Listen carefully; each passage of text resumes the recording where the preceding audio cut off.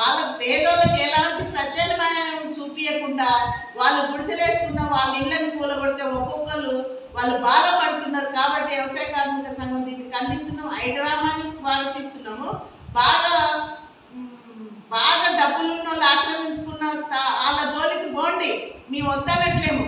కాబట్టి పేదోళ్ళు మీకు చాలా ఆటంకంగా ఉన్నట్టయితే వీళ్ళకి ప్రత్యేకమైన మార్గాలు చూపించి మీరు వీళ్ళకి పక్కా ఇల్లు, ఇందిరమ్మ ఇల్లు కట్టించి మీరు ఇది కూలగొట్టండి అనేది మేము మీకు డిమాండ్ చేస్తున్నాం.